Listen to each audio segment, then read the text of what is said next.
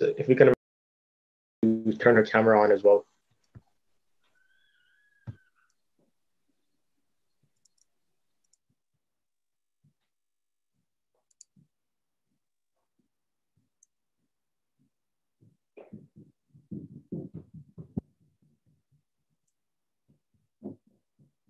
In the name of Allah, the Gracious, the Merciful. Assalamu alaikum wa rahmatullahi wa barakatuhu. May the peace and blessings of Allah be upon you all. It is my distinct honor and a true privilege to welcome you all to today's timely event titled No Justice, No Peace. As it is customary, we commence all programs with the recitation from the Holy Quran. For this, I will be requesting Imam Basel Raza Bhatt for the recitation and the translation.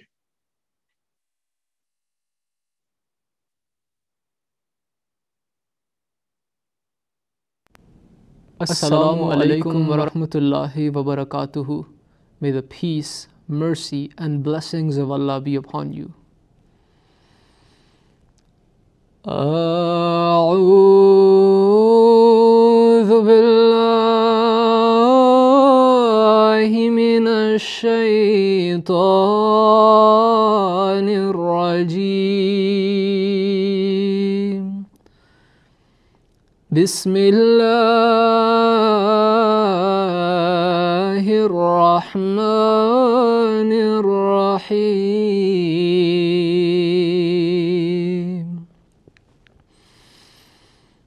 يا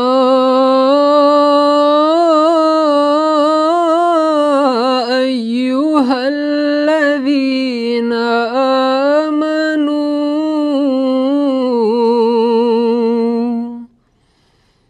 كونوا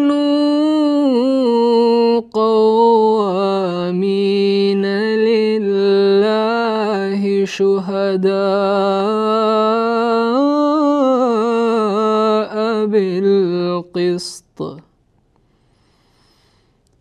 بالقسط ولا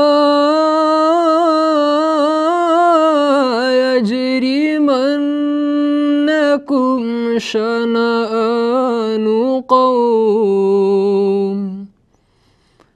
شنآن قوم على ألا تعدلوا اعدلوا هو أقرب للتقوى واتقوا الله إن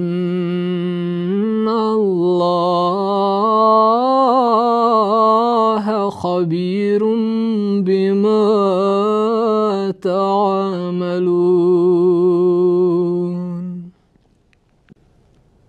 The English rendering of the verse just presented in front of you, that is verse 9 of chapter 5, chapter Al-Ma'idah of the Holy Quran, is as follows. In the name of Allah, the most gracious, the ever merciful. O ye who believe, be steadfast in the cause of Allah, bearing witness in equity. And let not a people's enmity incite you to act otherwise than with justice. Be always just. That is nearer to righteousness. And fear Allah. Surely Allah is all aware of what you do. La traduction française des versets juste récités devant vous, le verset 9 du 5e chapitre du Saint-Coran de Surah Al-Ma'idah, va être présenté devant vous maintenant. Au nom d'Allah, le gracieux, le miséricordieux. Ô vous qui croyez, soyez fermes dans la cause d'Allah en portant témoignage avec justice. Et ne laissez pas l'hostilité d'un peuple vous inciter à agir autrement qu'avec justice. Soyez toujours équitables, car l'équité est plus près de la piété. Et craignez Allah, assurément, Allah est conscient de ce que vous faites. Jazakumullah ahsan al-jaza.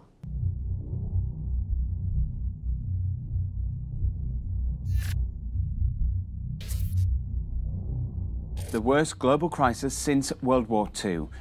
Some 1.25 billion workers are seeing their livelihoods threatened by the pandemic. The pandemic that we're experiencing has brought to light a pandemic that we've been ignoring for centuries.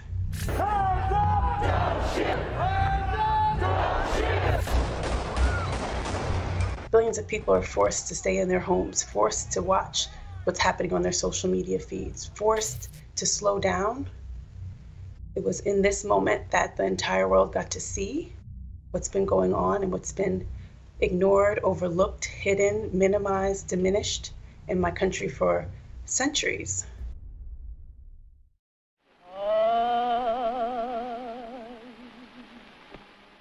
It's such disturbing video. George Floyd handcuffed, lying on his stomach, with a police officer's knee on his neck for nearly 9 minutes as he begs for breath. Video showing an officer grabbing Jacob Blake by the shirt, shooting him several times in the back. His 3 young sons in the back seat of the car. Azer himself had seen the video, the pain in Azer's voice and grief. He kept saying, "I can't breathe," and still the police didn't show any mercy. True peace cannot be established until there is justice. Azer, both the 4th and 5th Khalifa, I've seen have always been able to put their finger on the real issue which brings about racial tensions. Despite the fact that there is no slavery in America, the blacks are treated even worse than slaves. It generally has only 2 basic fundamental truths. Number 1, the truth and love of God Almighty. Heart and soul, number 1.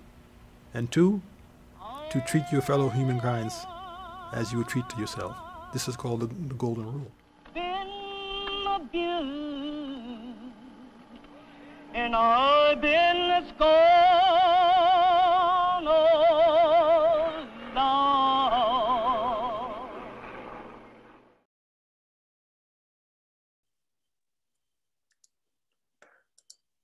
As we all around the world start a new year with new hopes, aspirations, plant seeds to achieve peace, it appears that we're all yearning for some rule, some guide, this which is what inspires today's program, which will be themed around the golden rule.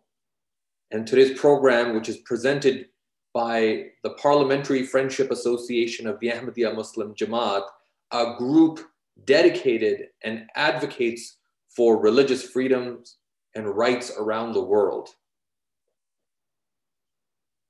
As the events that we are seeing unfolding around the world, whether it is civil distress, whether it is racial tensions, a global pandemic which has disproportionately affected racialized minorities, we hope that through today's event, we can shed and bring light to the critical role that Canada and like-minded countries can play in combating racial inequities and take immediate actions which are desperately needed to continue the unwavering fight against racism.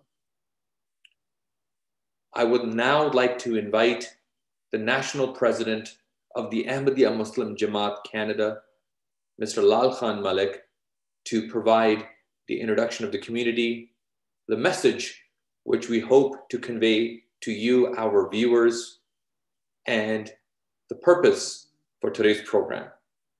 Mr. President.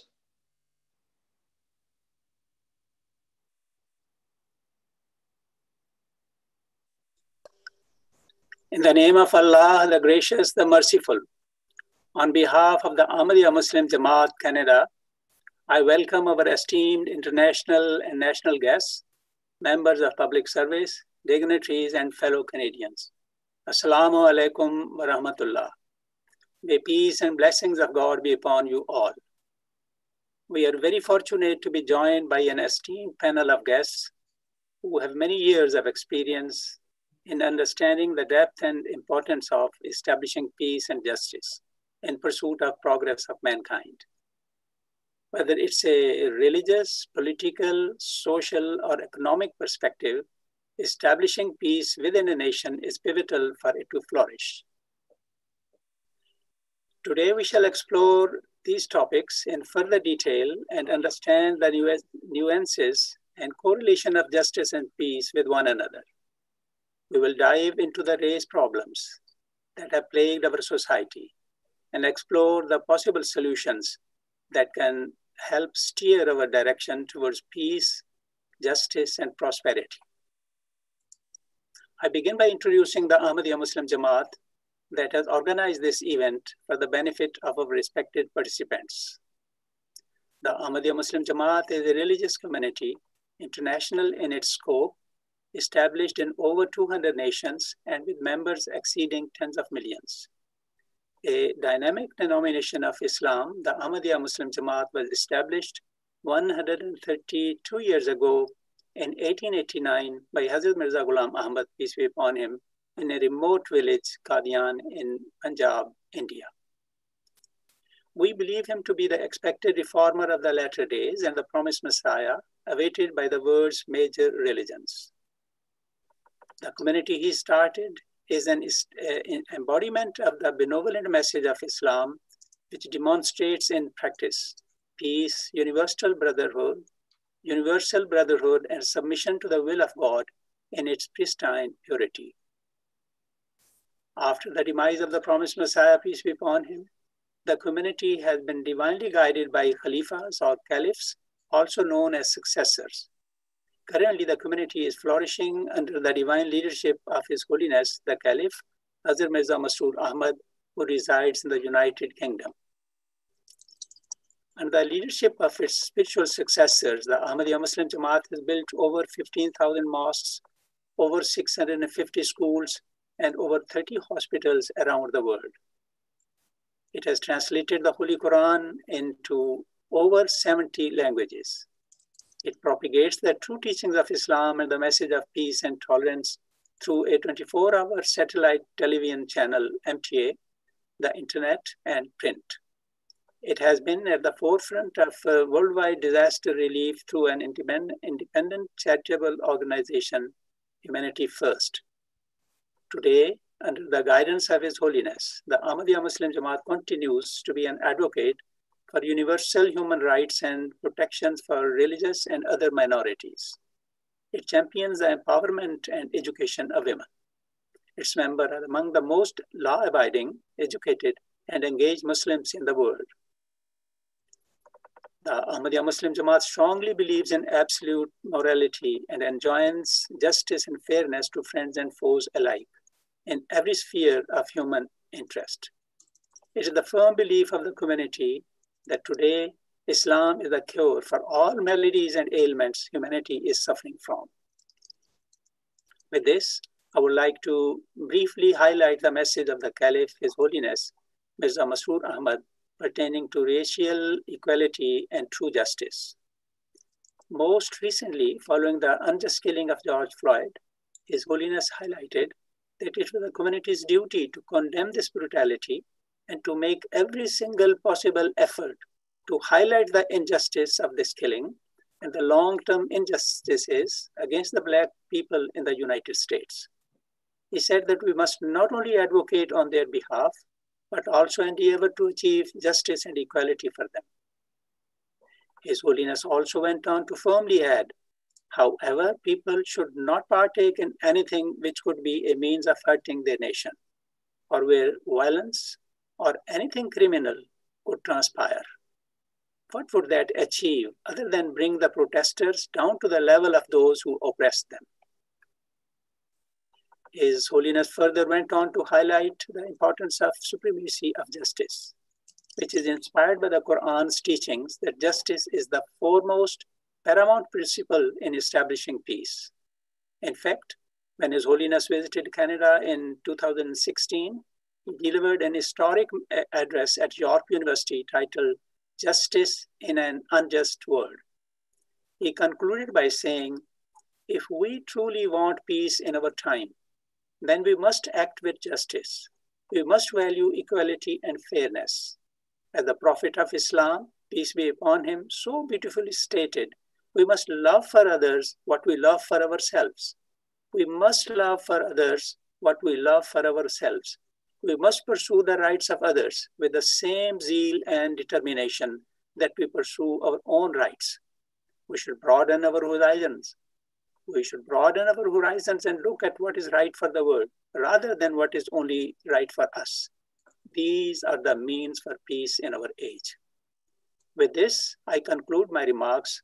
I look forward to the in-depth discussion with our esteemed guests as we discover unique perspectives on how to establish racial equality and progress towards peace. Thank you. Thank you, Mr. Lalkhan Malik. This event is a culmination of a series of events, public forum discussions, and conferences, which have been inspired by the leadership of the world head of the Ahmadiyya Muslim Jamaat, as Mr. Lalkhan Malik just mentioned, as Mr. Malik stated, today's event will feature renowned international speakers who will address the growing issue of racial tensions and the role Canada needs to play in combating this dangerous divide. As Mr. Malik mentioned, the world head of the Ahmadiyya Muslim Jamaat, His Holiness Hazrat Mirza Masroor Ahmad, has been championing this message around the world, visiting various parliaments and centers of government to provide key steps and the critical golden rule to achieve true peace. Without further ado, we want to get into today's discussion. Today's discussion will be moderated by Mr. Asif Khan, who is the Director of Public Relations, who has held various such forums as part of speaker series, including very recently with Prime Minister Justin Trudeau. Few housekeeping rules. For today's discussion, we have a hashtag which has been selected. It's hashtag No Justice, No Peace. As you can see on your screen, no is spelled K-N-O-W. So using this hashtag, you can share your views, your questions, your opinions, and we will be sharing them throughout the program, especially with an open forum question answer session near the second part of today's program. That said, over to yourself, Asif.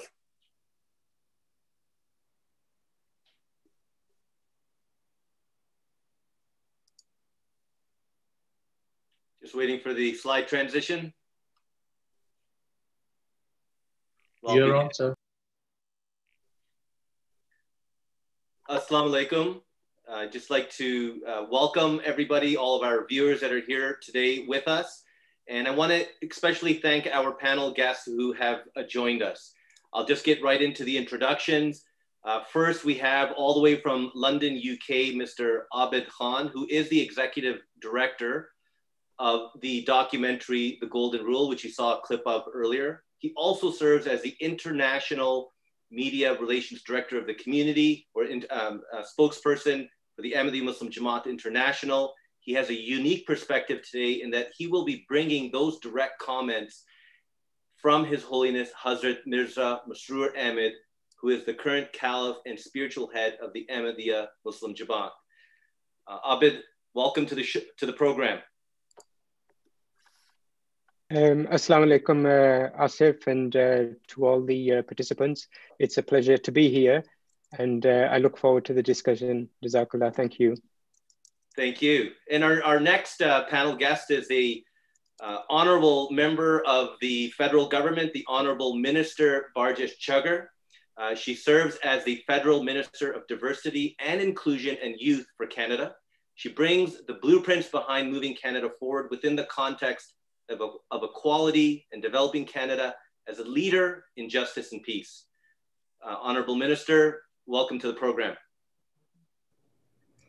Assalamu alaikum. Thank you so much for having me here, and a special thank you to all of the organizers for putting this together. I appreciate my time. Thank you, Minister.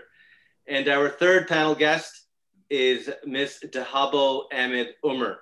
She is a human rights advocate and executive director of Black North and one of the 100 most influential people of African descent under the age of 40. She'll lay out plans on how to remove systemic racism in our systems and workplaces and create a true picture of equality and justice. Dahabo, pleasure meeting you again today. Assalamu alaikum, everyone. Thank you so much for having me, and really looking forward to hearing and learning from everyone here tonight. Thank you. And our final and fourth panel guest who's going to be with us this afternoon is Imam Azer Hanif. He also serves as the vice president of the Ahmadiyya Muslim USA Jamaat. He's a prominent African-American Muslim and of course Imam. He was born and raised in the inner city, Philadelphia. He has educational experiences both in the US university system and rural overseas seminary college life. He brings a perspective of experiencing systemic and actual inequalities while seeing how Islam's embrace of justice principles can heal the world's inequality issues. Mr. Imam Azer Hanif, thank you for being with us today. Assalamu alaikum. Pleasure to be here. A quick correction. The city of brotherly love, Philadelphia, is a place I worked for a number of years, but I was born in New York City. So just a quick bio update. Well, I guess those from New York would be very happy to know that you're from New York. Well, I think we should get right into it. We have a few questions we're going to ask our panel guests, and as Safwan mentioned, after the conversation, we'll get into some Q&A via Twitter. We're going to ask all of our guests that are watching today that if you have some questions that you have pressing right now, or as you hear the panel experts answer some of their questions, please forward your questions via Twitter to the hashtag No Justice, No Peace. Again, that's with a KNOW, No Justice, No Peace. So our first question, I'll direct first to Imam Azer Hanif Saab. Imam, what does true justice mean to you? What constitutes a peaceful and justful society? And how do we actually measure that we achieved it? Yes, it's an important question to start off today's discussion. It gives us context. What are we actually saying when we mention these words, justice, racial justice, etc.? It can mean different things to different people. So perhaps we can come to a consensus of what is justice and what does it look like in terms of human affairs. The basic idea, which I understand from not only the teachings of the Quran, but the moral and philosophical thoughts throughout the ages, is justice is a measure of balance, is a measure of equilibrium in the order of life, not just human life, but all life. The reason being that we're all interconnected. Every single aspect of our life, from the air, the water, the light, the animals, the insects, everything is part of this ecosystem in which we are living. And as we look at the universe beyond that, we see there's a perfect unity and harmony and order in the entire universe, without which at any given moment, when you lose that equilibrium, that harmony, that unity, the system is at jeopardy and danger of creating disorder and destruction. And in our case of human life on this planet, if the universe was to be misaligned even for a few seconds, they say scientifically, that would be the end of life on Earth. And so when we expand that concept into the human realm of behaviors, we realize it's the same thing. It's understanding that we must live in this world with the same consciousness of being part of a collective, a grandeur ecosphere of human relations now, where it has to be the same balance, the same harmony, the same order. And all religions have been teaching this concept. All greater philosophies have talked about this harmony and this equilibrium. And the word used in Quran is adl, or the basic level is justice, without which there cannot be a hope of everything being in the state of harmony. And so you just take, again, physical world, remove the degree of the water, the oceans of the water, just 1 degree lower or higher than what it should be, and it creates that equilibrium. And there's a lot of discussion now around the issue of global warming and the crisis from that, based on just a simple degree of change in the physical realm. And so we're talking about what would justice look like for us in our human family. The first part of it is to understand we are in fact a human family. No one is an island, no one is alone in this. We're not isolated beings living in our own little small homes or shelters, wherever that may be. We are connected. Everything I do, everything I feel is going to be felt by someone else in some form or fashion. And so justice to me would mean that we are conscious of the fact that we are part of a collective, a human family, and we respect that human family on each and every level, whether we know them personally or not, just to know that their existence is part of my existence. And my benefit to them is the same as their benefit to me. So we must all try to be positive and think of the other than ourselves. This is part of the issue of golden rule. But on a deeper level, it is, let me try to fulfill my role of being at balance with the entire order. And if I can just start from that level, perhaps we will create justice. And this is, again, the beginning step in the philosophy of Islam, the teachings of Islam. A verse we always quote is that man should be just and should be kind and treat everyone as if they're kindred.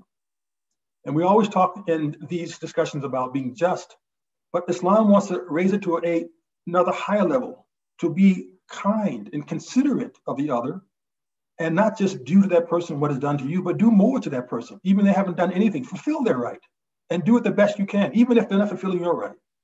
But the highest order, which the Quran talks about, which is the greatest concept of justice, is to treat everyone in this human family as if they're truly family. Imagine if someone is in your family, you won't care how they look or how they speak or what their economic status is or their political affiliations. This is family. You're going to love them, you're going to care about them, and you're going to always do the best for them without any desire for a recompense or recognition. It flows naturally. So to me, this is what Islam is teaching, and is the world has been mentioning in different philosophies. And this is what we're hoping to achieve as a true equilibrium, a harmony, a balance, a unity in life, where everyone on this planet is not just attaining their needs, but fulfilling the needs of each other so we can all reach our fullest potential. That is, in a sense, what I sense when I think about justice. Thank you, Imam Azer Hanif. That was actually a wonderful segue into the entire program. You've laid the groundwork down. But I would like to turn it over to Habo Ahmed Umar and ask for your perspective and your thoughts on these very questions. What does justice, true justice, mean to you? How do we actually measure it? How do we constitute it? How do we implement it? I don't know how to follow that. So I was taken to a whole new world as my brother was speaking. To me, justice, I always think about the realities of where we are today and sort of my own life when I consider some of the things that I have been through over the course of the last 30 some odd years. I've seen justice come in so many different forms. As I was listening just now, my commentary on this question was going to be around the scales of balance, making sure that we can, God tells us that he's raised up the heavens to establish the scales of balance, and that, this concept is really central to our deen and making sure that we can hold up justice. And I've seen justice being held up. I just don't see it happen often enough. And I think that we as humans are imperfect. We're made imperfect. And therefore, I think we're going to make all sorts of mistakes. We're going to make all sorts of acts that are not necessarily seen as just many. But I'm hoping that we get to a place where we consider everything that we do an act of kindness, an act of mercy. Everything that you do, from the moment you wake up in the morning, to who you call, to who you check in on, to how you feed your body, to when you go out and you say hello to your neighbors, to when you go to work and you fight for someone that you see is struggling. I think that every act in our lives should be an act of justice. And if we think about it that way, and we say to ourselves that we are going to uphold the rights of not ourselves only, but those around us, how can we lose? How can we lose if we're fighting for each other at all times? And we're in a point in history right now where there's no way that you can ignore what is happening around the world. There are too many things that have happened now that you can't turn away. the biggest civil rights movement we have ever seen in history. We're seeing a pandemic that we haven't seen in our generations. We're living in a time where every single person in the world is somehow, some way, in some shape or form is suffering. And then I'm asking myself, what are we doing every day? You know, I wake up as if in the morning and I promise you, the first thing I think about is, what am I gonna do today? Now I'm a workaholic and I don't sit tight ever. And so maybe my mind frame is a bit different. But when I wake up in the morning, the first thing that I'm asking myself is, what do I have to do today? And if at least 5 of the 10 things that I'm doing is not in service of someone else, then my day has failed. My day has failed. I don't think that I've done well. I'll go to bed at night thinking I should have done more today. We have to get to a place where we carry this duty and we carry it with grace and we carry it with honor. And we say to ourselves that it's not just me, it's the entire world. Anywhere you call now around the world, everyone will tell you they're dealing with something. We're in a place where every single human in the world is now facing the same thing. We've never felt this collective crisis. And this collective crisis, I think, is now, I hope, is opening up our eyes to everything else that's happening. You know, we've seen time and time again what has happened to different communities. And, you know, when I think about the people that are suffering greatly, I ask myself, what do they feel? What do they think about humanity? Imagine a world where you are among millions and millions of people, but you feel alone. That's a shame that you can feel alone and say to yourself, I'm going to struggle by myself. I don't know how I'm going to put food on the table. I don't know how I'm going to get a job to support my family. I don't know how I'm going to get through this illness. I don't know. And imagine living in a world where you're by yourself and you're literally, I mean, God created nations and tribes in order for us to get to know each other and to live in this, you know, honorable way and in a way where we can learn from each other and grow from each other and create a sense of collectivity. And I'm wondering, how did we get to a place where people feel alone in their struggles?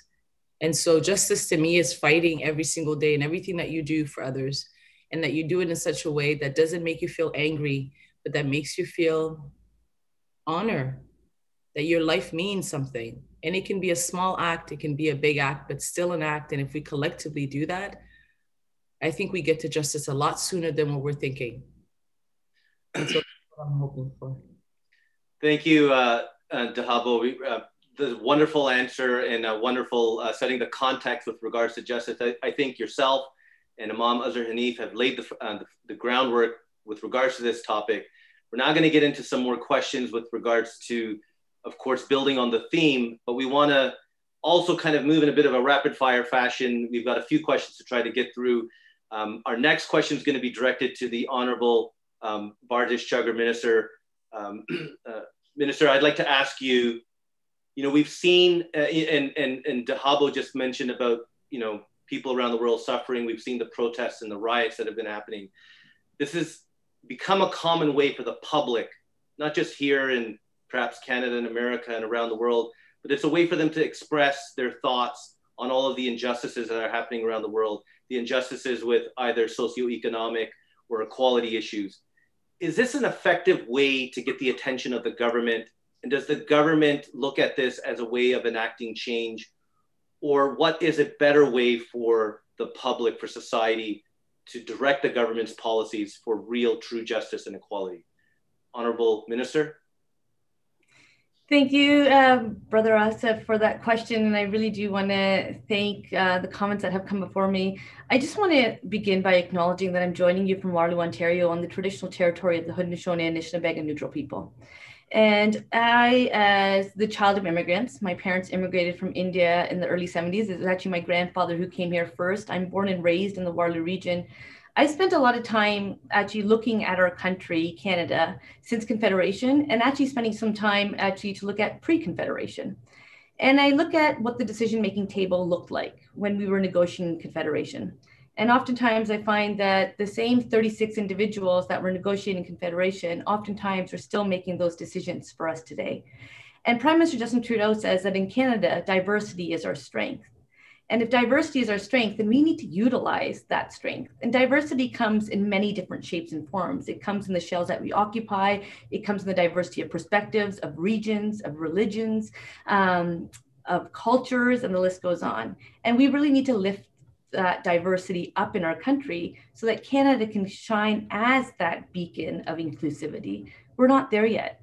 COVID-19 has impacted the whole world, all Canadians, and disproportionately certain segments. Equity-seeking communities are no exception. And that's why I was really looking forward to today's dialogue. I too, as Sister Dahavo said, want to learn and hear from what Canadians and individuals have to say, because we are all in this together. We have a lot of work to do. And if we can actually spend that time to work for each other rather than against each other, I do believe that justice will be served. And does the government have a role to play? Yes. Democracy is the power of people. So I would say to anyone listening, there is no one way. There is no right way. Whatever your way is to have your voice heard, let it be heard. Whether you can vote or cannot vote, if you have an opinion, please share it.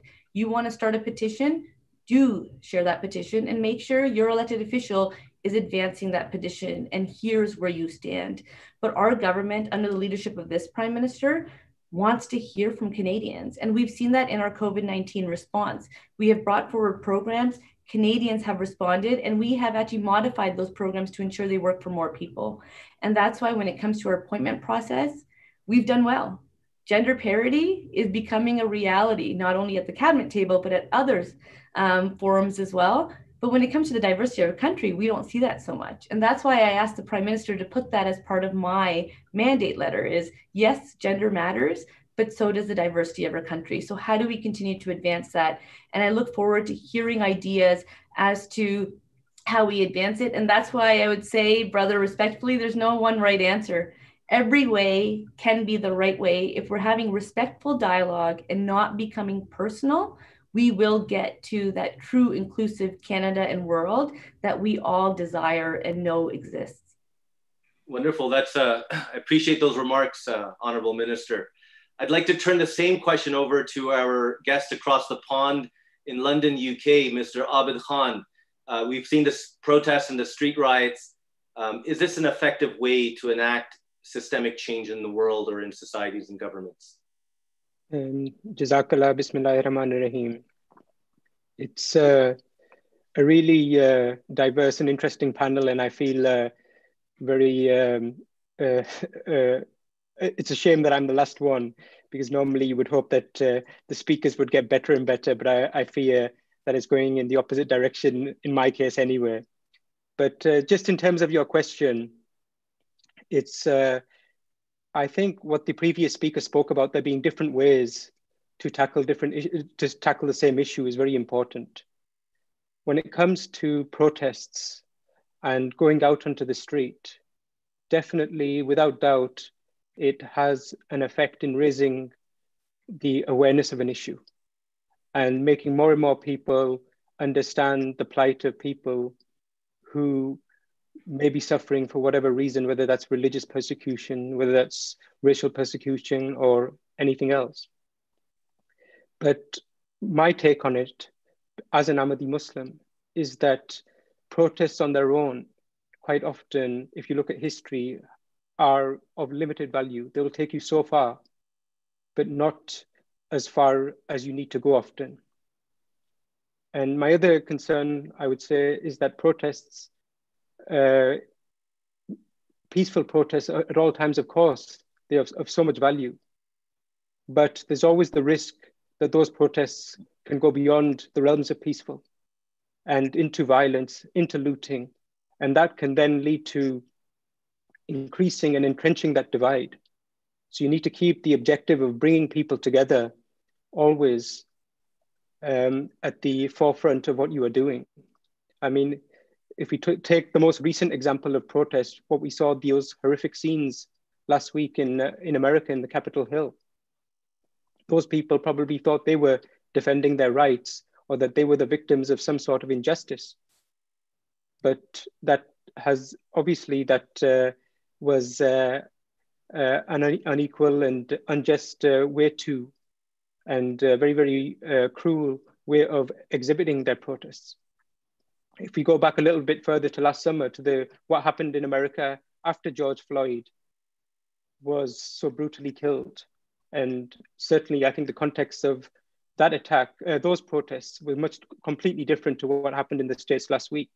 Most people would agree that the protest movement in the wake of George Floyd's murder was justified. The abhorrent scenes that he faced and so many other Black individuals, African Americans in America, there had to be something done to try and counter that, to try and bring about some change in society.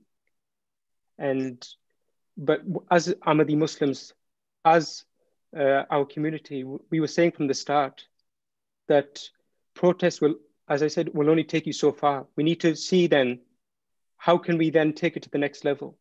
And where some people and some groups were saying, perhaps it's time to boycott the democratic process because it has not worked for us. We actually, under the leadership and guidance of our leader, Hazrat Mirza Masroor Ahmad, came to the opposite conclusion, that actually it's time that we grasp the democratic process with both hands.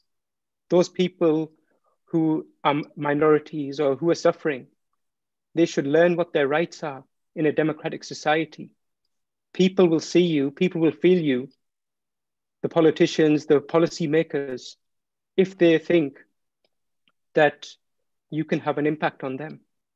Our community, the Ahmadi Muslim community, is grievously and horribly persecuted in Pakistan and has been for generations. And there is a host of laws that stop us from even saying salam. But from our perspective, rather than trying to repeal every single law that is against us, we're trying to focus on getting voting rights, basic voting rights, because we feel that if we can get onto the electoral system, if we can be, then our voices will start to be heard, and those injustices that are perpetrated across society will slowly, slowly start to be eroded. And the same principle lies, in my view, with racial inequality, that those groups who are suffering, they really, really need to make sure that from the local grassroots level all the way to the top of society, they are participating, trying to enter the democratic process. So I think, just to sum up, certainly protest movements, as long as they are peaceful, do have a lot of value. But you need to, they should not take you away from the means of the land. And they must always, obviously, we don't want to see those types of violent scenes that we saw last week in the States.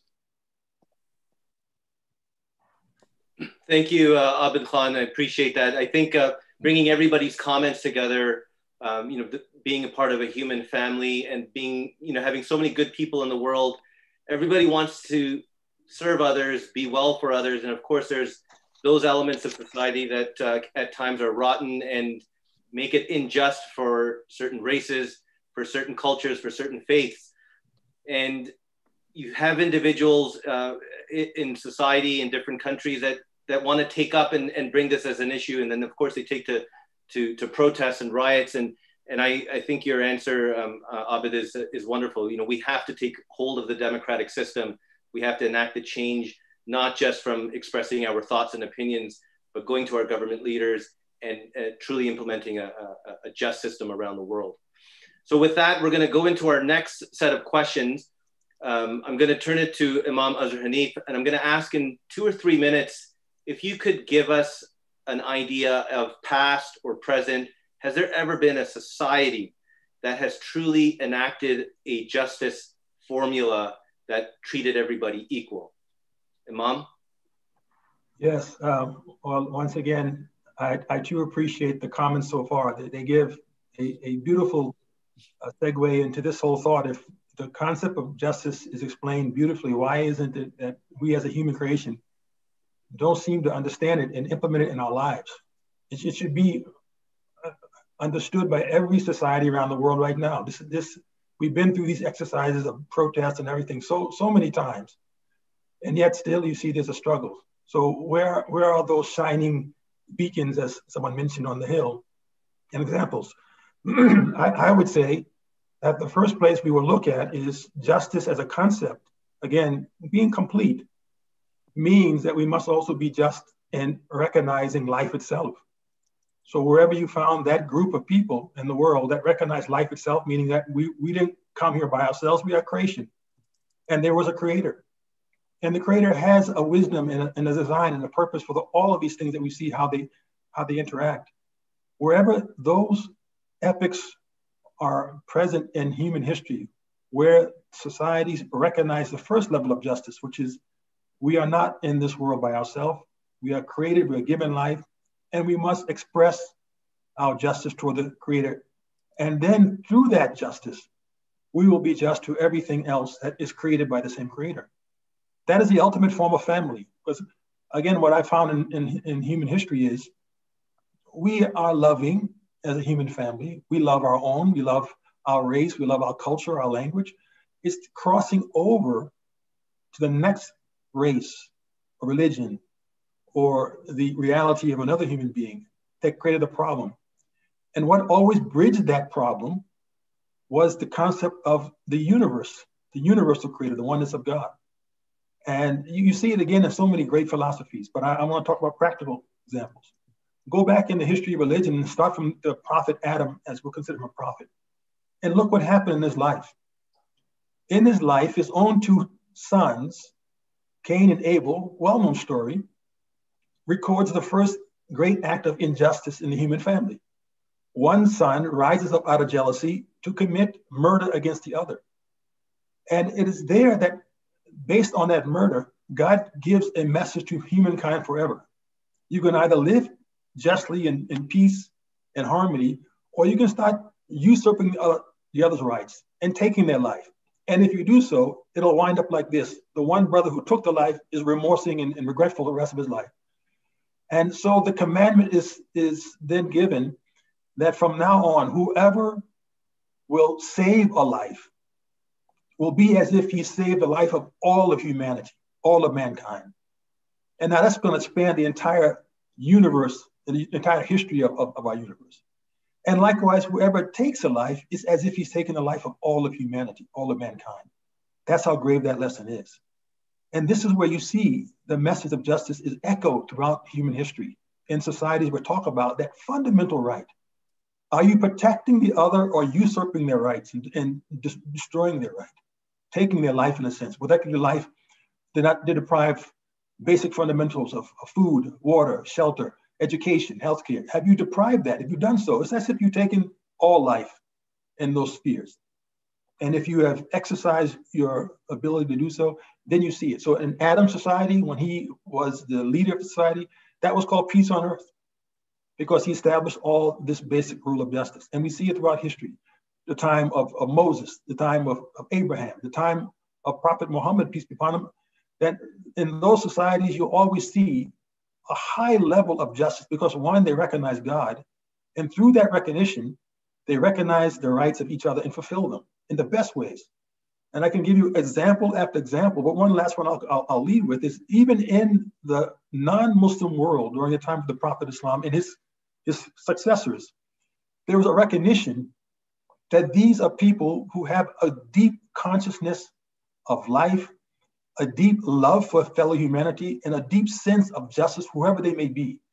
And you see the examples in the Roman kingdom. When the Roman kingdom was usurping the rights of their citizens, the Muslims came in eventually and began to control that society.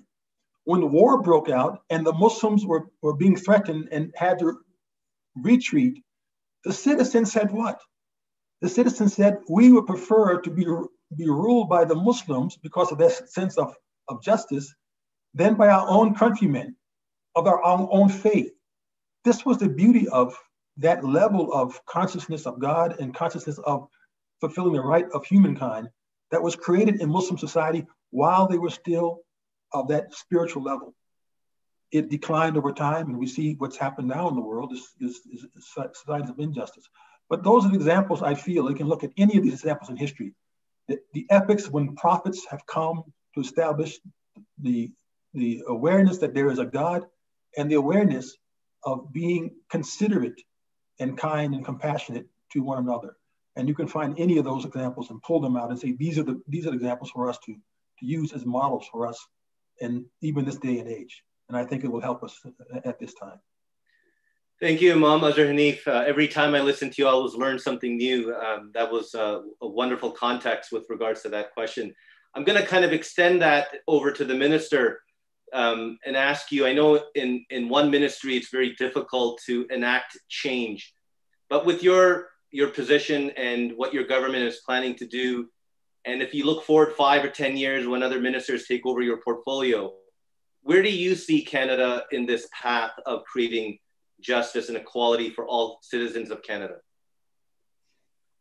Thank you. I also have to say that Imam Hanif, I can listen to you for days. So I'm going to find you online and I'm going to be listening to the words that come from you, because it is actually, you know, and this is what it comes into, is how do we use our minds to do better and be better? How do we challenge the status quo to be better by doing better? And I think the COVID-19 pandemic has shown us the best of humanity and the worst of humanity. If you look at the worst of humanity, we have seen the return of the rise of anti-Asian racism. We have seen Islamophobia. We've seen anti-Semitism. We've seen anti-Black racism. We've seen racism and discrimination in all of its forms because of this pandemic. And it's just been brought to the forefront. But we've also seen some of the best of humanity. And if I look at the Ahmadiyya Muslim Jama'at of Canada, that has not worked within communities across the country in Canada, but also with the government. And then I really want to give a shout out to the Ahmadiyya youth who have gone from community to community, looking at the challenge of food insecurity and making sure that every family, regardless of their faith or background, has access to that nourishment that is so important to the mind, body, and soul. And they have stepped up, including in communities in Toronto and Waterloo and across the country. And it's been pretty impressive to see this segment of the population not look at what they need, but what others need. And I think that is the best of humanity. And so what our government has done since 2015 is bring forward the Anti-Racism Secretariat. It is one of many different resources to ensure that every single time the government makes a decision, that we actually are informed at minimum by lived experiences. Who are we serving and how do we ensure that they are benefiting from the programs we bring forward? And as a government, it's often nice to say, oh yes, we've helped the population that we are elected to serve, but I come with a background in science. And so I do believe that wherever there is a reaction, there is an equivalent reaction. And the best way to know what the outcomes are is by actually collecting data, including disaggregated data. And that's something our government has brought forward, including in response to this pandemic, the Equity Seekings Task Force in response to the COVID-19 pandemic, which was actually headed by the Anti-Racism Secretariat, as well as Women and Gender Equality Canada.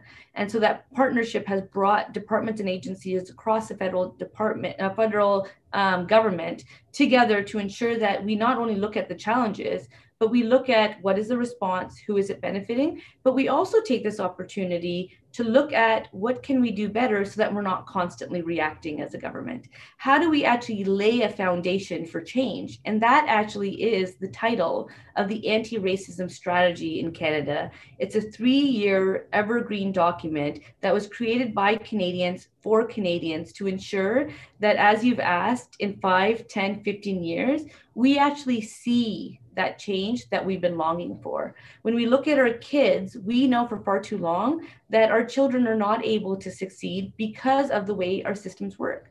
Prime Minister Justin Trudeau was one of the first to actually look at the marches and protests that were taking place around the world and within Canada and say, systemic racism exists in Canada. It exists in every single corner and segment of our society. And the best way for us to actually respond to that is to help transform the decision-making table. Because actually perpetuating those inequalities won't achieve different outcomes. But if we actually look at the way we're developing programs and policies and measuring the outcomes, then we will be able to ensure that there are different outcomes. And we also have to be confident enough to put our pride aside and be okay with making mistakes and saying we might not get it right the first time, but if we can come together as communities, reach out to people who are not involved, regardless of political stripe, affiliation, or no affiliation, and bring that brain power together to look at what we're trying to achieve, which is a truly equitable and inclusive society. Because my Canada is an inclusive Canada. And up until now, yes, we've been proud of the Canada we have, but I know that we can and will do better by working together, and opportunities to have discussions like this and to hear from others is one way to achieve that. So I appreciate the opportunity to answer that question. Well, thank you, Minister. I'm just going to quickly turn it over to Dahabo Ahmed Umar. You know, what are your thoughts? You've lived here in Canada. What does Canada do well? What do we need to improve? You may not like my answer, but I think, so I think two things. I think that we're good at creating this world that allows people in. I think we're good at bringing people into the country. I think we're good at allowing people to come to a place where they could potentially create prosperity for themselves and their families. I think we're very good at that. I think that the pieces that we're not so good at is what happens when these individuals and these families and these nations come to Canada. How do they now embed themselves into a fabric that's already broken? And I say that with all the humility in the world, because I do believe that there are parts of Canada that are beautiful. I mean, we came from civil war for that reason, to be able to settle into a place that could potentially provide us peace. But I think peace has so many different definitions and different components to it that we really have to be honest with ourselves to say, when we come to this country or we are born into this country, what happens to our lives? If we look at the trajectory of just Black Canadians generally, and there have been many, many different research and reports and, you know, data scientists that have looked at the lives of Black Canadians. And if you look at some of this research, you'd be astonished at sort of the Black life and the Black experience and the breakages of someone who is Black and what happens to their soul in the midst of living in Canada. It's scary to know that we come to a place where we're in a place where we want to be treated fairly. We want to be looked at as like anybody else. We want to be able to have access to opportunities and access to options. You know, I want options in life. I want to be able to say to myself that it's only dependent on me. There's no other challenges. It's just me. I have to do this. It's got nothing to do with anything else around the world. Now, Islamically, I know my God has, created a space for me to do something with my life, and that I have a trajectory. But none of those challenges and those obstacles should come from humanity. That's the part where my understanding and my comprehension of Canada and this world breaks down, is that why do we live in a place where we pride ourselves in our diversity, we pride ourselves in upholding the integrity of people, to be able to build a place where people can feel dignity, but we don't. Black communities don't, Muslim communities don't, women don't, people with disability don't, Indigenous people absolutely do not. And so I think that we're very good at allowing people to cross that border and step into this world. But I think they break down when they get to this world. And I don't want to ever say that we're better than any other nation. I never say that. You'll never hear me say that, because how are we comparing to ourselves to nations that are worse? What ego and pride do we have to say we're better than? Because we're not. We're not. I think we're in a place right now where we have to be really honest with ourselves and hold up the mirror of justice to our faces and say to ourselves, what is actually happening to the people of the society, to the people that are on the ground, to people who don't have anything. I consider myself as someone who has an extreme amount of privilege. I'm logged into the internet right now. I have a laptop. I'm drinking my water with my fancy berries, and this is privilege. This is absolutely, I'm not rich in any shape, way, or form, but this is privilege. And if I can consider drinking water a privilege, we've got a problem in this society, right? So, you know, I think there's so many great things that I can say about Canada because it's saved my life and the lives of many people from my community. But I think that we're losing our lives now again. And so how do we get to a place where the place that people were running towards upholds that dream? How do we get to that place where we say to ourselves that we came for more, we came here to say to ourselves, we're going to be at peace. Our lives will be saved, but this is a different war now. This is a completely different war. And it's one that's breaking people down regularly. You know, I think about a poem that Warsan Shir wrote and said, you know, when I touch the world and I ask, where does it hurt? It says everywhere. And Canada is no different. I think it hurts everywhere in Canada. And I want us to be honest about that. Still celebrate our diversity, still celebrate our contributions, still celebrate our heritages, still celebrate all of those things, but still say to ourselves, when we look at the scorecard of justice in Canada, we are not doing well. Well, thank you, Dahabo. You know, I think sometimes in Canada, we want to take cover and pat ourselves on the back that you know, maybe we do things a little bit better than other countries. But I'd like to get the international perspective. We've got two international guests here, one from the USA and one from the UK. And both of you have had the privilege of obviously living in your own countries for your entire lives, but having visited Canada several times. What is your take on Canada? What do we do well? What should we do better? Are we just as bad as the rest of the world? I'll start with Imam Azer Hanif. Well, if I don't give a glowing report card, you'll never invite me to another program. So as a neighbor, you know, love your neighbor is also a principle of faith. So I have to, again, be very kind and just and loving. But the reality is, I don't see how we can any longer speak of private space, such as borders of countries, that give us some inoculation in this day and age for the pandemics that are out there, including the pandemic of racism. It's now a global phenomenon. This pandemic is talking about all of us, as was mentioned by other speakers. You know, all of us are being affected by this. And in its insidious forms, it creeps into us and our psyche and our ways of life through our media, our entertainment, our educational systems. It's all there, and that's on a global scale. So we have a deeper struggle. If you ask me, what do I see when I go to Canada? I see the same thing. I see human beings struggling with basic human issues. And as we said in forming our own constitution historically, you know, we're trying to form a more perfect union. We're not there yet. They never said that. That's going back, you know, hundreds of years. And we didn't form the perfect union. We put pen to paper and articulated that there should be liberty and justice for all. It's still not happened because we've seen what happened just last year and still ongoing, as was mentioned by respected Abdul Khan Saab, just a week ago. The halls of justice, the halls of liberty in our own nation was under attack by citizens who feel we failed in that contract, in that constitution.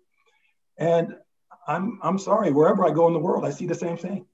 It's not an issue of Canada or USA or the North or the South. It's the human family is now struggling with these issues.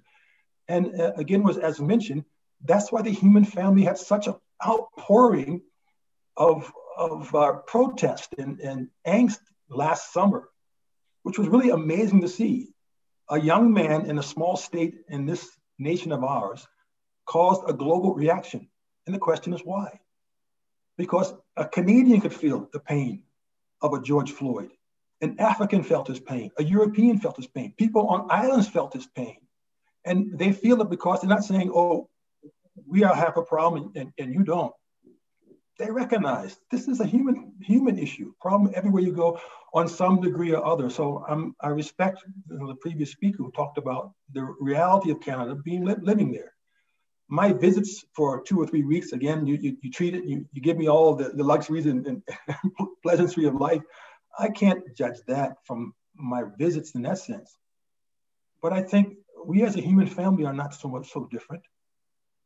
I think no matter where you are in this world, you're facing the same struggle of ego, of that power control, that I am somehow better than the other. My lingual, cultural, spiritual values make me superior to the other human being. And that's where it all resides. If we can cleanse ourselves of this basic human flaw or condition, then I think wherever you go in the world, the trajectory toward justice and peace and harmony would always be on the incline. And without that consciousness, there'll always be a decline. And so we're all on that spectrum, no matter where you go. And that's what I sense. I've seen pockets of goodness when I go to anywhere in the world, and I've seen pockets of great distress and human conditions which are deplorable, horrific. The way we treat each other. I mean, it can be even within racial constructs. How a black would treat a black or a white would treat a black. It doesn't matter. So to me, that's what I've seen when I've come to Canada. And as it said, no one should feel we've reached that perfect union yet. All of us, I think the point of this meeting, what I understood is, all of us should try to realize how we can put our minds and our hearts and our energies and our prayers behind this globe, this human family, to make it work for everyone. So wherever you go, you feel at ease and you feel that justice is reigning supreme. And that's why I'm joining, and I have greater hope when I come and to visit Canada or be part of programs like this. And I really appreciate the opportunity to be in this kind of meeting with such people who have these kind of thoughts. And God willing, they'll increase and grow and create peace we want.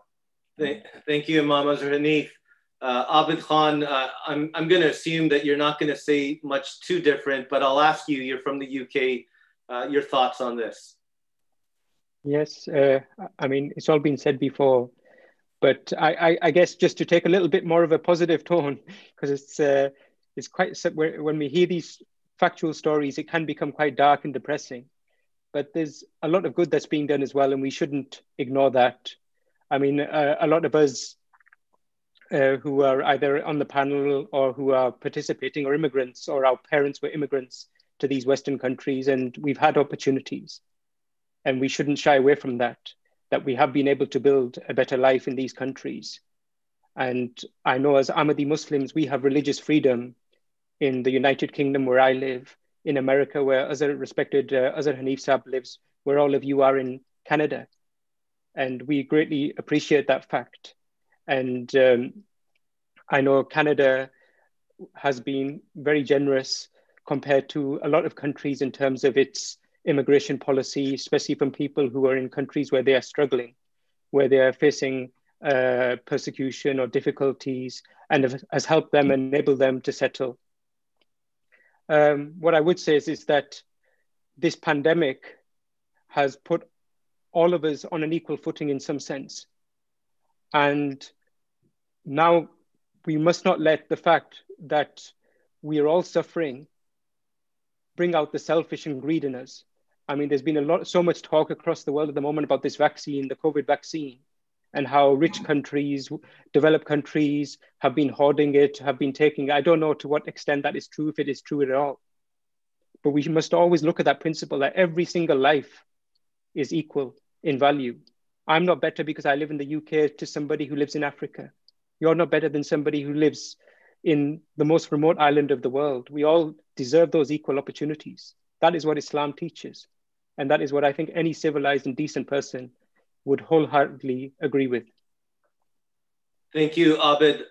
So I'm going to kind of culminate the last couple of questions into one question and ask all of our panel members to give their thoughts, opinions on this in about 30 seconds or 1 minute. And then I'm going to turn it over to Safwan, who's going to go to Twitter and pull some of the questions. So just a reminder to the viewers, if you want to post a question, go to the hashtag No Justice, No Peace with a KNOW on Twitter, and they are sifting through those questions to ask them. So my first, or my one question to all of our panel guests, and we'll start with the Honorable Minister, is religion an impediment to creating justice and peace, or can it be an aid? Minister? I'm probably not the person who should go first for that question, but I appreciate the opportunity. I'll tell you, in the Waterloo region, we have Interfaith Grand River. So faith leaders come together on a monthly basis, and now virtually because of COVID. And we're actually able to see, and as Prime Minister Justin Trudeau says, that in Canada, we are strong not in spite of our differences, but because of them. And when faith leaders come together, believers and non-believers of faith alike, we're actually able to see that string of humanity that brings us together, but we're also able to see the diversity of perspectives and the interpretation. At the end of the day, when it comes to the golden rule, I've never met an individual who doesn't believe in that. We want to treat others the way we want to be treated. And if we can go to that simple foundation within humanity, I know and I'm confident we will find an even better way forward. So I tried to keep that in 30 seconds for you. Thank you, Minister. Appreciate that. We'll turn it back to London, UK. Abid Khan, is religion an aid or an impediment to developing justice in the world? Yeah, very briefly. I mean, one point I would make is that over the last 20, 30, 40 years, the world's becoming increasingly secular. But people have moved away from religion. All the data would point to that across the world. But has that meant that the world has become more peaceful? It certainly hasn't become more peaceful in the last 10, 15, 20 years, as far as back as I can remember. And I think from my perspective, and from an Islamic perspective, we certainly do not feel that religion is an impediment to peace. Rather, it is the means to peace. And I'm just going to end my segment with a small quote from His Holiness, Hazrat Mirza Masroor Ahmad, the leader of our community, who said that in a recent address, that many people in the developed world consider religion to be the primary cause of world disorder. However, this is due to the misunderstanding of religion itself. The disorder and injustice we see around the world is not a result of religion. Rather, it is being perpetrated by self-interest and greed. It is a result of people misusing the name of God to fulfill their vested interests. And it also is a result of a denial in the existence of God. So that's my take. Thank you, Abid. Appreciate that. We'll turn it over to Dahabo. Dahabo, what's your take on religion helping, aiding justice in the world, or being an impediment? You know, I would say that religion could never be an impediment. I think it absolutely is the only way that we get there. You know, I can only speak to my faith, and you know, Islam is fundamentally, to me, a faith of activism. It allows me to enjoy the good and forbid the evil, and it allows me to, when I witness evil, that I speak against it, that I change it with my hand, if not with my heart. It tells me that humankind is having a position of custodianship, is being responsible and having duty for all. And so I could never say in any shape, way, or form that my deen and my faith, in any faith really, is an impediment. You know, I think it only strengthens that, and it allows us to get to a place of supreme virtue, you know, that we can establish law, uphold justice, that we can rectify the worldly corruption that's happening across nations. And so I think it can only help, and if it's the only way, I think, to get there. Thank you, Dahabo. Imam Azer Hanif, same question. Yes, thank you to all the panelists. I'll just add, the topic of this session, this Zoom meeting, was no justice, no peace. And you use a play on the word K-N-O-W. If you will know the concept of justice, you'll know what peace really could be. And I recall years ago, we had a similar program, and it was no God, no peace. Because normally they say, well, you take God out the equation, you'll have peace. So if there's no God, you can say there'll be peace. But we said, if you know K-N-O-W, God himself, the being, this is when you begin to know what peace is. God is peace. He is a source of peace, a source of life, the source of justice.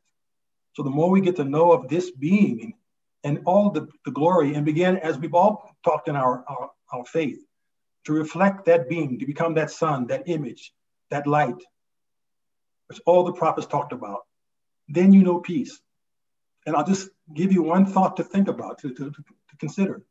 If the world were not filled with the people who follow the prophets, but we're filled with prophets themselves. If the world was full with Krishna and Buddha and Muhammad and Jesus and Moses and Abraham, and everywhere you look, you find them, would that be a world of peace and justice, or a world of war and hate and injustice? Think about that, and we'll know what religion brings to the whole equation. Thank you, Imam Azer Hanif. Again, thank you to all of our panel guests.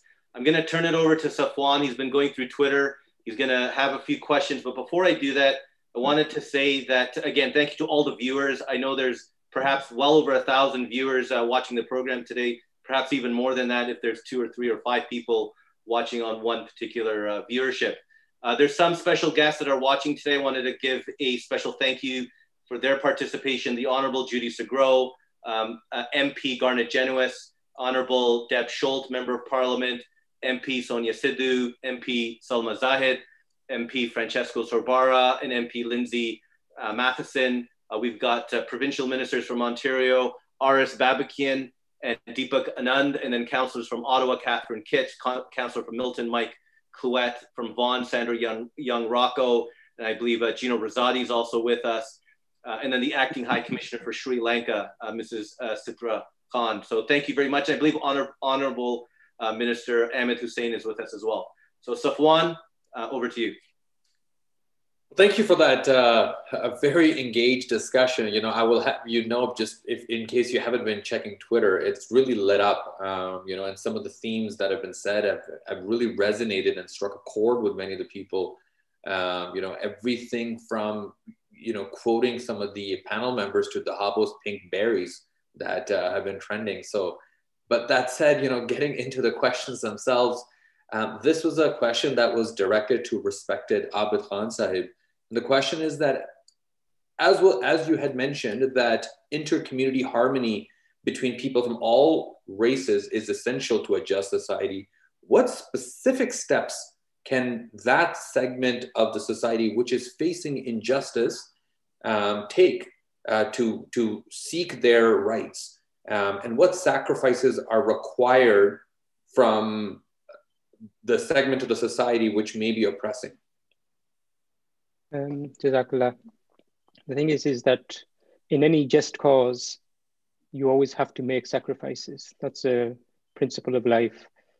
And I think those who are suffering, who are facing discrimination, certainly they will also have to make sacrifices. And those who are in the majority, or the ones who are already have the rights, they will also need to make sacrifices. And if it's in that common cause that I see that we can have a brighter future. And I mean, I think one thing, just generally speaking, is that we need to, from childhood, really, really teach our children to share each other's experiences.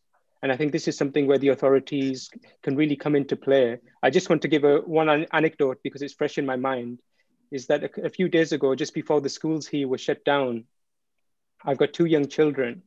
I've got 3 actually, but 2 who go to school. And they had a day where there was going to be no uniform and you could wear whatever you would like. And so my children, the 2 boys, 7 and 5, we suggested them that they go in their shalwar kameez, which is the traditional attire. And they were quite apprehensive. It took a little bit of persuading, but they went. And throughout the day, me and my wife, we were quite nervous. We didn't want them to get bullied. We didn't want them to get hurt, but we did want them to be confident about their culture and their background. And so when they came home, the 5-year-old, I asked him, did anybody give you any comments? Did anyone say, and he said, nobody noticed whatsoever. Nobody said a thing, which was a relief. But then the 7-year-old, I asked him, and he said he got one comment. And so I asked him, and he said one of the other children said to him, you've got the most cool karate outfit I've ever seen. And so the thing is that's the innocent of children, that they didn't see the difference. They just saw the good in it. If we'd waited 3 or 4 more years till those prejudices start entering into people's brains when they're 11 or 12, then perhaps those the barriers and stuff might have been ingrained in the children's minds. So I really, really think that this is something that we should try and encourage young children in our societies to get to know each other, to spend time with each other, whether that's in the school environment or whether that's in the local community. Wonderful. And thank you for adding a personal touch to it. I think it's something that a lot of young parents can relate to. Next question, it comes also on Twitter from @Maha_Khwaja. And the question is for the Honorable Minister.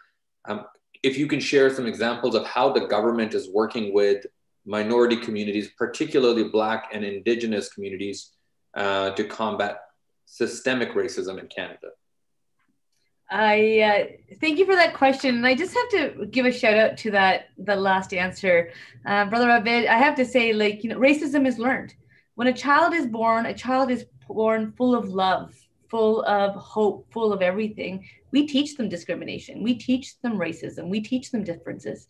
So I really do appreciate that story. And it's a very similar story that I had in my upbringing. So hopefully one day we get to compare. And to answer the question, the federal government, what we're doing at G is taking a whole of government approach. So rather than just look at one element, we're actually looking at social programs as well as economic opportunities and so forth. So the Black Entrepreneurship Program was actually really about looking and lifting up entrepreneurship opportunities. So how do we support Black-owned businesses and give the hand up? Because I really do believe equity is a way forward. Equality is a beautiful thing, but to truly achieve equality, we're going to have to make sure that we are providing a hand up to see different communities succeed.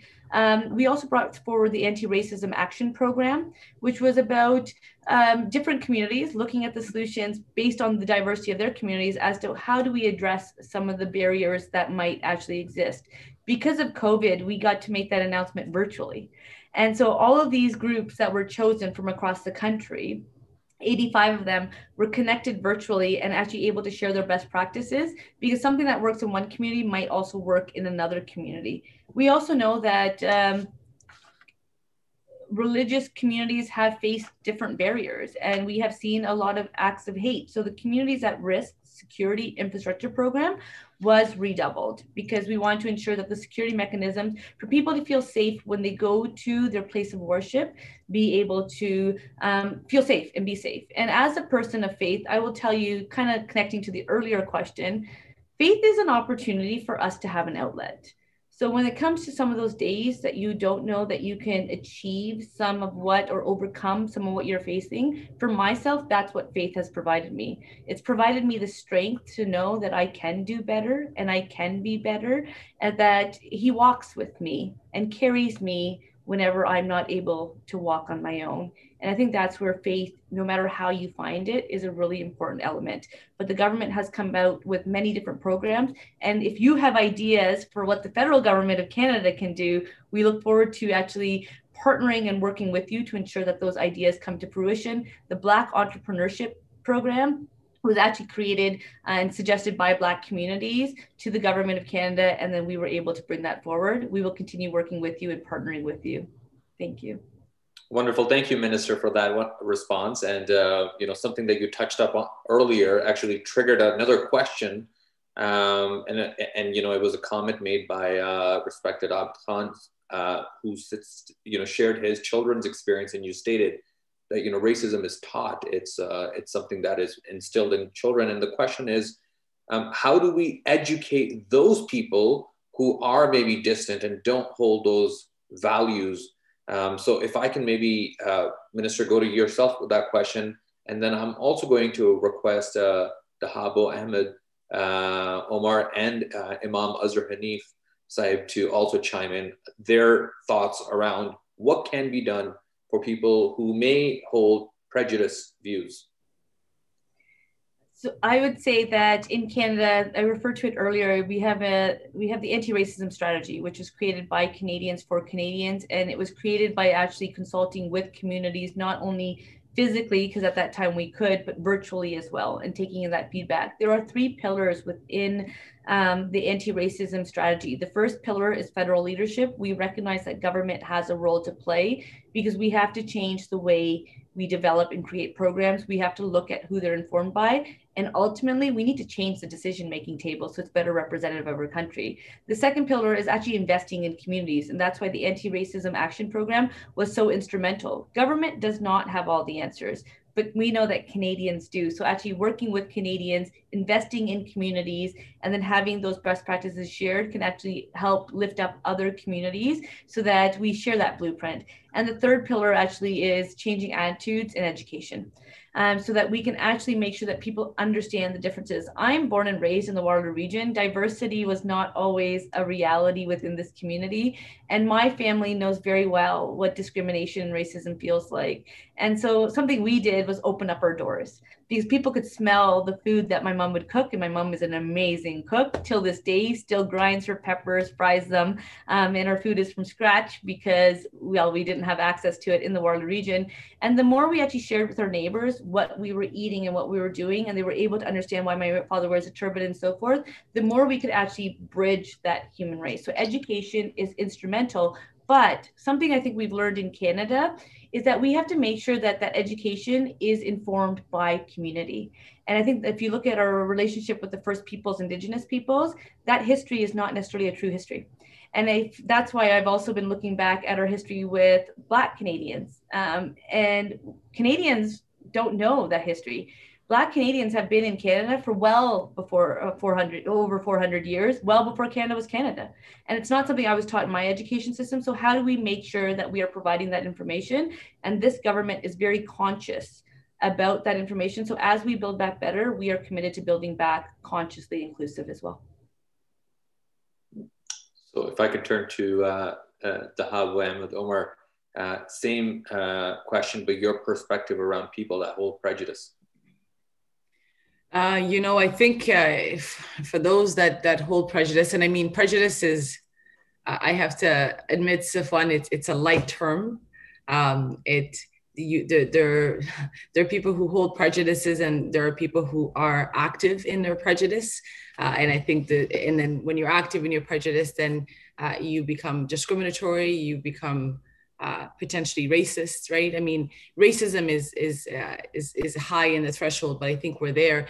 And I just want to probably start by saying that I acknowledge my privilege in this space, and that I have not been through as many things as other communities who suffer greatly have been through. And so my commentary is going to stand from a place of privilege. I think for those that do carry the prejudice, that do carry the privilege, is important for you to first acknowledge where you are, what your sphere looks like, and be able to say to yourself, I have privilege, and I then have a responsibility that comes with privilege. I think it's important for us not to be blinded by our own, and to say to ourselves that, because I'm not living that life, then I'm okay. I think people need to be active allies. I hear the word allyship and ally all the time now. But I want you to be activated. I want you to say to yourself that you're going to do something with your privilege, that you know and acknowledge that you have the power, and that you have the power for good. And I want that transition to happen for you to be able to be checked. We say that some systems are racist. We say that some people are racist, but you don't just get to racism. You're not born into it, right? I think you learn that. It's a form of education, unfortunately. And I think we have to be able to say to ourselves that we take a moment, step back, and acknowledge that we have unconscious bias training, unconscious bias that has not been checked and that has now turned into racism. It's like you're actually going through the process. And if as a person with privilege and prejudice, because I think that anyone who has prejudice is in a place of privilege, to me, they equal to the same thing. And so you need to stop and say to yourself, I now have to do something with this privilege that I've been given. If we are all created equal and we are all to be treated equal, then what makes you better than me? And the answer would be nothing. And if you get to that answer of nothing, then you will do something with your privilege and turn that into good and be active in your space. In my grassroots community, Black community, we call our active allies our accomplices.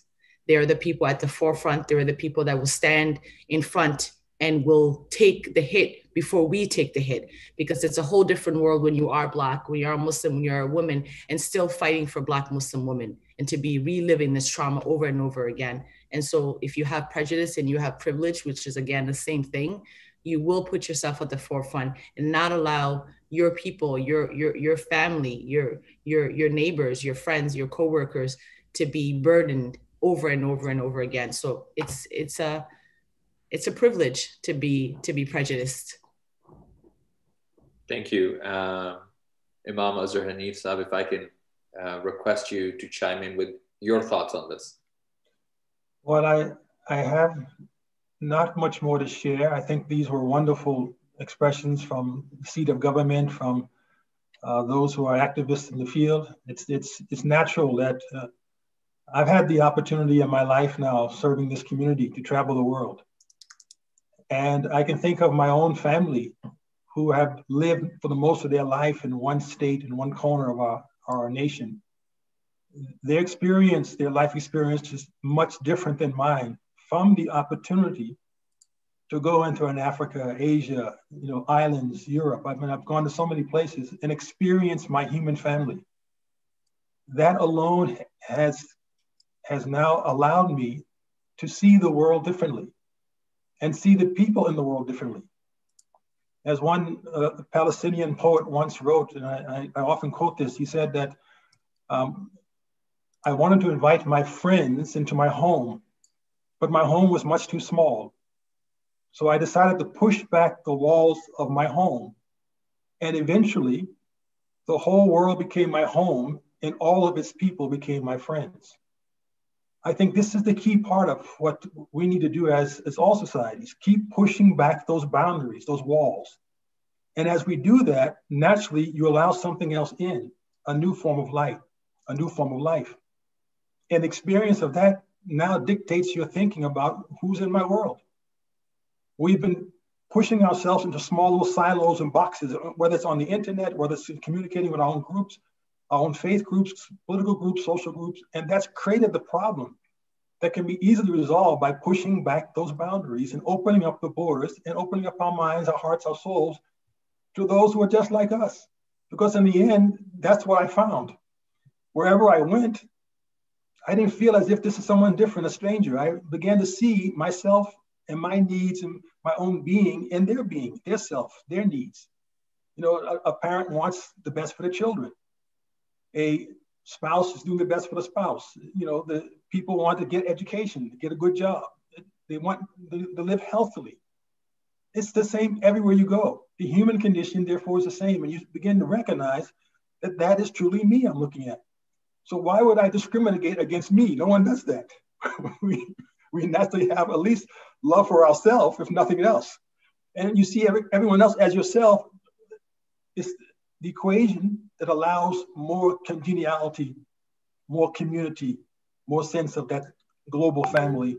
And by Allah's grace, that's what I've found in my experiences of moving around the world. And I think people would benefit more and more and more from pushing that back and allowing others into their lives and removing those prejudices and barriers and racial barriers, et cetera, that cause problems right now wherever you go.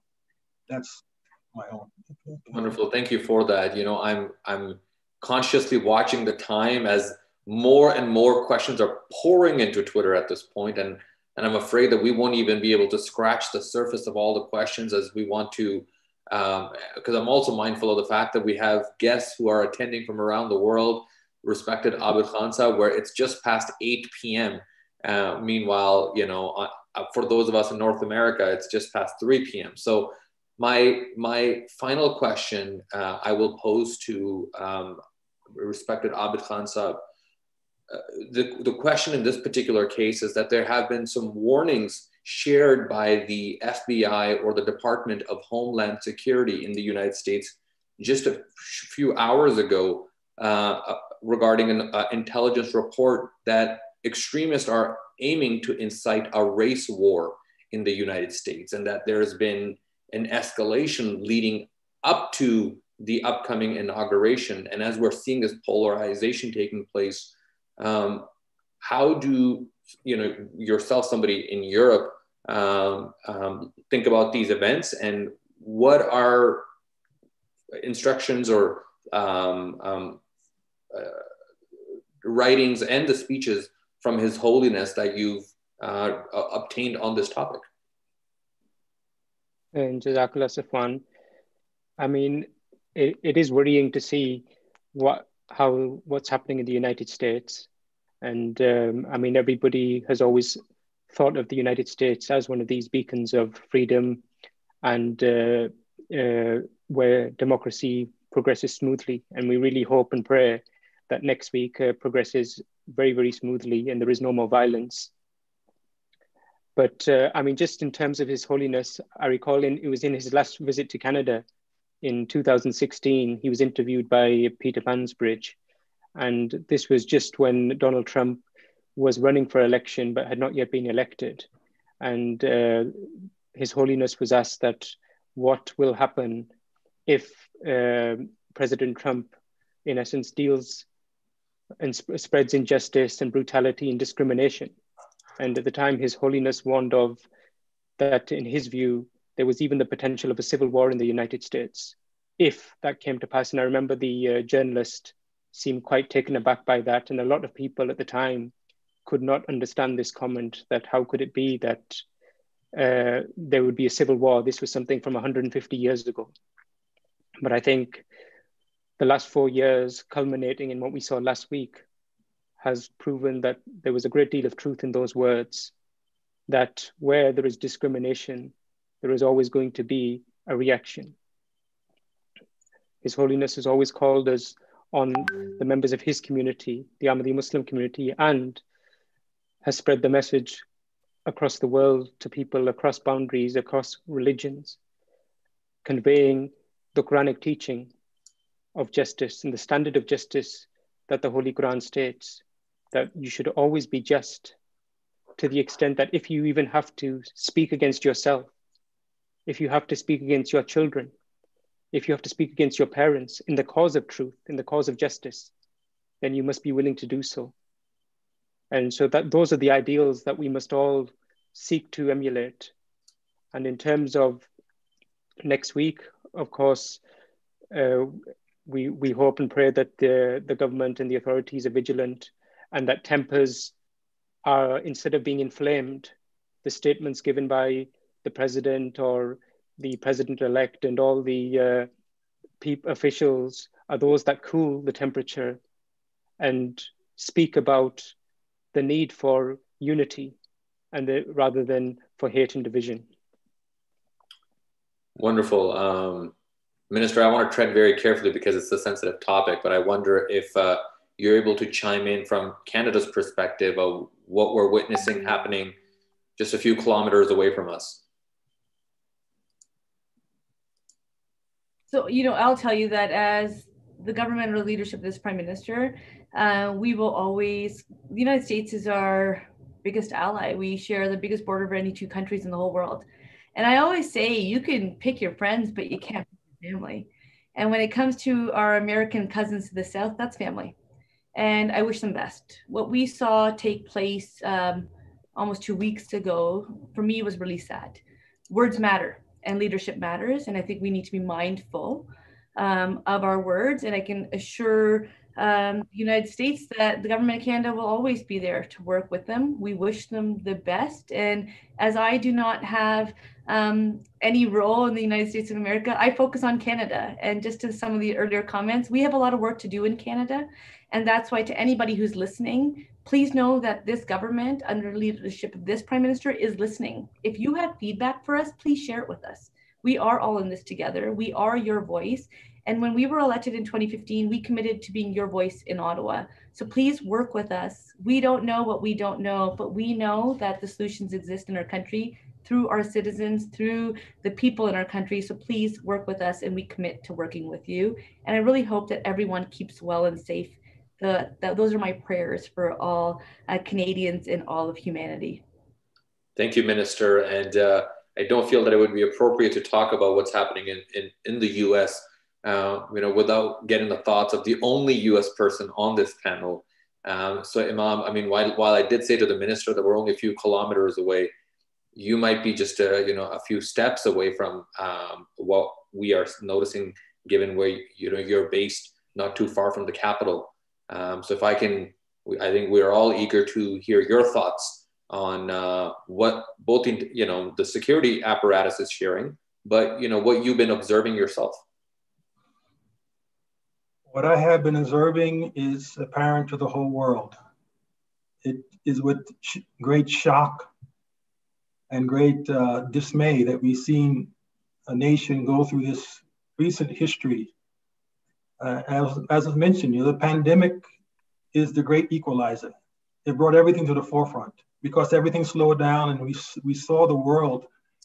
In that moment when you stop for a moment and reflect, you begin to observe clearly what is going on around you.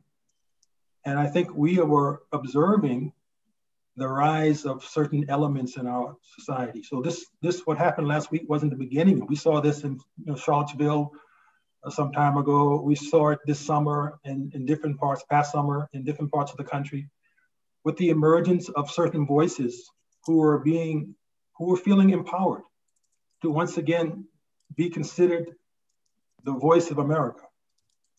At the same time, we saw a nation who was again in this reflection of being isolated in the home, pushing back against that narrative. And that's where you find a lot of hope. The marches last summer were not just African Americans shouting to the top of their voices that there should be justice for African Americans. It was the complete kaleidoscope. As you say, the quilt of humanity was marching in the streets. And it gave you a different sense, even from when Martin Luther King marched decades ago. And mind you, this is the weekend where in America, we celebrate the birthday of Martin Luther King and his legacy. And we talk about that, the threat of injustice anywhere is a threat of injustice everywhere. And his vision that one day I'll live in America where my children will not be judged by their color, but they'll be considered by their character. This recent event made all of us to rethink our contract in terms of our Constitution, liberty and justice for all. It made us rethink our own personal positions of where do we stand in terms of, are we going to allow this to happen in our country? Or are we going to continue to stand up for the greatest principles that allow us to move forward? And it made us to have a reckoning with the elements in our society that are still struggling, disproportionately because of the economic disparities, the health disparities, the other educational disparities, so many things we've had to make a reckoning. So to me, it was a moment of truth, a moment of awareness, and as our Caliph has also said, a moment of warning. Without going to doomsday philosophy, what he said is that I don't think what's happening in the world now, the pandemic, is just a coincidence, a chance event. He wrote letters to so many world leaders, including the Prime Minister of Canada and the President of the United States of America. And what did he say in that letter? He said, like the Pope said, if God were looking down right now on the world and he saw what happened last week and the months and years before that, would he be pleased or displeased? And the Pope's answer was very clear. He said, God would be displeased to see this. And our Khalifa said, not only I believe God is displeased, he's showing his displeasure in the form of these pandemics and things happening. Now that may be something more for people to kind of, accept and grasp. But the reality is no justice, no peace on any level of our entire world. It's all connected. So if the human family is not in peace, this world we're living in is also imbalanced. And it's showing its imbalance in the form of these things that are trying to warn us. So I think it's the time to take stock of it. And I appreciate the fact that you've invited me here to be part of this neighborly dialogue, to show your love, your support. We definitely need the voices from the whole world to be raised for not only what happens in the streets of America, but elsewhere, even in our own neighborhoods, sometimes in our own homes. Because to me, peace begins in my heart. And I want that peace to be in everyone's heart so that we'll live in a world of peace. So we need to raise that voice. And that's what this moment is showing me. It's a moment of reckoning. It's a moment of warning. but it's a moment of great possibilities that we can achieve a more perfect, a better union, better societies, if we take advantage of this reflection and turn it into reformation in our societies, and perhaps the realization of all the greatest hopes and dreams of every person I said I meet in the world, and I'm sure you meet and you all know, we all want the same thing. May those realizations come to pass, God willing, after this, goes through. But we'll have to wait and see, and we hope we'll get through it, God willing, inshallah. Inshallah. I can't imagine that anybody wants to even speak after that, let alone be asked another question after that. I'm going to, in the interest of time, personally, from the bottom of my heart, thank each of the panelists who are here. I want to thank all of the folks and also apologize to the folks on Twitter who have sent in so many questions. I know that many of our panelists are also on social media, so maybe they may respond to you directly on some of those questions. But in the current timing, Asif, I'll hand it back to you. Thank you, Safwan. I think there's no perfect way to close out this program with what Imam Azer Hanif has said. I wanted to thank all four of our panelists, Honorable Minister Bardish Jagger, Abid Khan from London, UK, Dahabo Ahmed Umar here from Toronto, and of course, Imam Azer Hanif. Thank you kindly. Just one last, I wanted to acknowledge three groups that have sent their greetings and have been a part of the program. The Anglican Church of Canada, the Canadian Conference of Mennonite Brethren Churches, and the Baha'i Community of Canada. We're going to close out the program with a trailer, and when the trailer is complete, the program will be over. Thank you once again. Bye-bye. Assalamu alaikum. Azer himself had seen the video, the pain in Hazur's voice and grief. He kept saying, "I can't breathe," and still the police didn't show any mercy. True peace cannot be established until there is justice. Both the fourth and fifth Khalifa have always been able to put their finger on the real issue which brings about racial tensions. Black inequity in the Western Hemisphere is a 400-year problem. How are we going to fix it? By simply throwing up some signs and posting things on social media. This divided nation, this racialized nation, is now being torn apart again. I fear that there is going to be a big civil war. What we're seeing now at night it's nothing short of a civil war. The true way to make any kind of change is to try to do it through the democratic process and try to change the hearts and the minds of the people and their leaderships through the democratic means, through voting, through community action. But you must respect them. This is a fundamental position of Islam. Respect those in authority. Even Moses, when he went to Pharaoh, who was just, completely persecuting his people, he was told, speak to him gently. Happily he may listen to you. Until there is honesty and justice, no solution will ever prove beneficial. Seated before me are various politicians, influential figures, and well-educated people. And so I wish to reiterate that you should all try your level best to influence your governments and leaders positively towards establishing justice and honesty at all levels. These are the golden principles and teachings that are required to establish peace in the world.